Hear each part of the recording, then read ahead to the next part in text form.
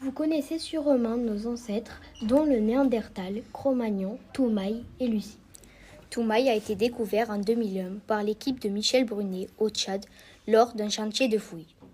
Quand l'équipe de Michel Brunet a retrouvé Toumaï, Toumaï avait quelques dents et un fragment du fémur. Lucie a été découverte en 1974, morte noyée en Éthiopie. Ils ont surnommé Lucie en référence de la chanson des Beatles que les archéologues écoutaient lorsqu'ils ont découvert ses ossements au bord d'une rivière. Ensuite, Cro-Magnon a été découvert en France en 1868. L'homme de Cro-Magnon mesurait 1,70 m. Son cerveau était volumineux. Il était omnivore, il mange de tout, et il était spécialiste dans la fabrication des outils en os, en pierre et en bois. Le nom Cro-Magnon vient de la grotte appelée Cro en occitan. Et enfin, le Néandertal a été découvert en 1856 en Allemagne.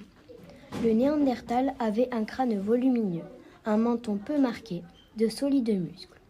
Ils portaient des vêtements en peau d'animaux. Ils avaient des jambes courtes, la peau claire et enfin les bras longs et épais. L'agriculture. Il y a moins de 10 000 ans, les humains se regroupent dans des villages. Ils pratiquaient l'agriculture et l'élevage. Depuis 10 000 ans, les agriculteurs ont développé toutes sortes de cultures et d'élevage adaptés aux conditions climatiques. Certains groupes d'humains sont devenus agriculteurs. Pendant des milliers d'années, hommes et femmes ont perfectionné leur connaissance des plantes sauvages, celles qui nourrissent comme celles qui soignent. Ils semaient surtout du blé. Les hommes chassent mais élèvent aussi des animaux. Ils commencent par le bétail, chèvres et moutons, puis s'intéressent aux aurochs et aux sangliers qui vont donner des vaches et des porcs.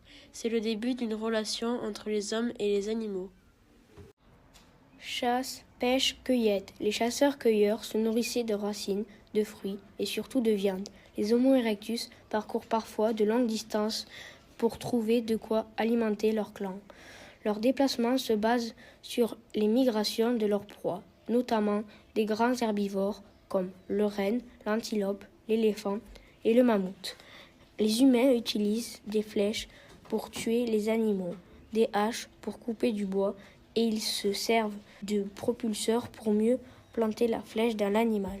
Les Homo sapiens mangent des fruits de mer, des mammifères marins et beaucoup de poissons. Pour les attraper, ils utilisent des hameçons en os et des harpons taillés d'un os long et garnis de petites pointes. Les outils de la préhistoire.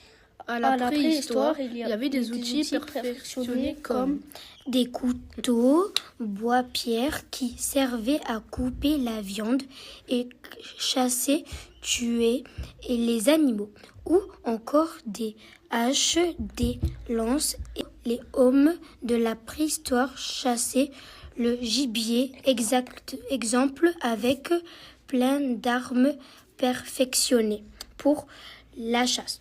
Il y avait des armes lancées pour les chasser.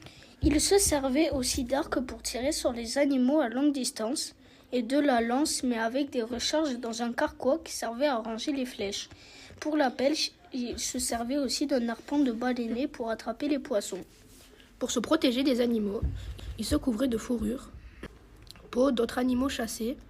Ils chassaient de façon discrète ou brutale selon leur poids. Ils chassaient les petits animaux sans défense et inoffensifs avec des pierres, cailloux. Ils faisaient cuire au feu de camp la viande des animaux qu'ils avaient tués. Fin. J'espère que vous avez aimé. Bonne journée.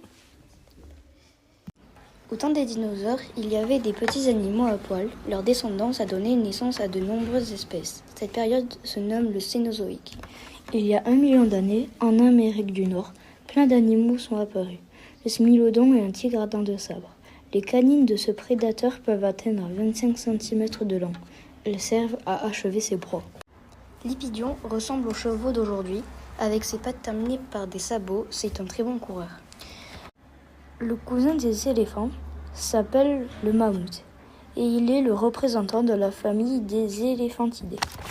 Il y avait des sortes d'ours qui étaient des prédateurs avec le smilodon. Aujourd'hui, nous allons vous parler des animaux préhistoriques.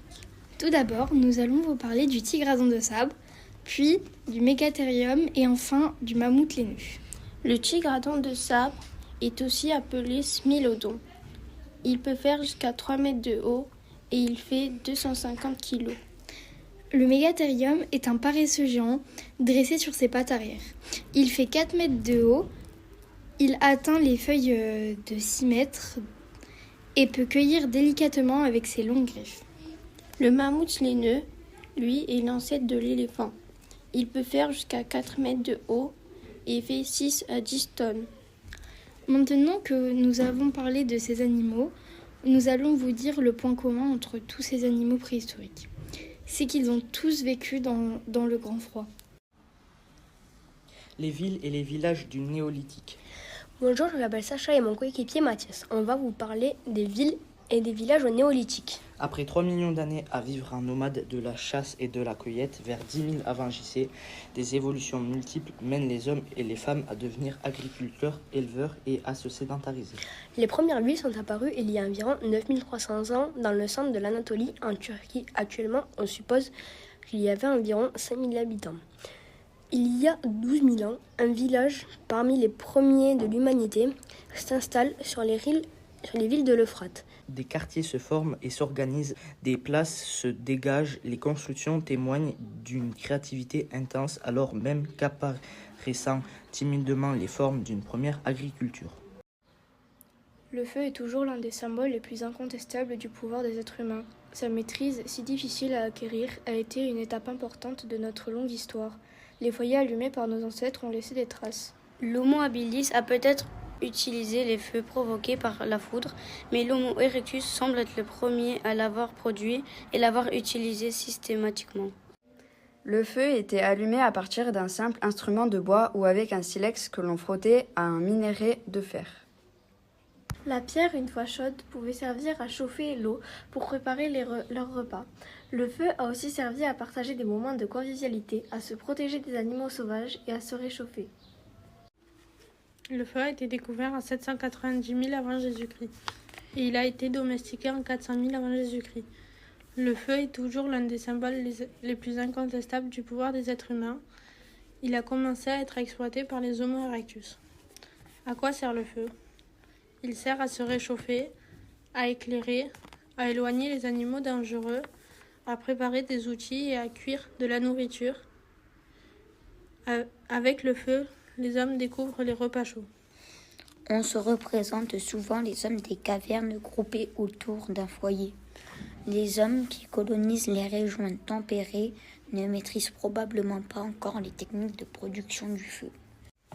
Pour faire du feu, il faut frotter un silex et une pyrite, un minéral riche en fer.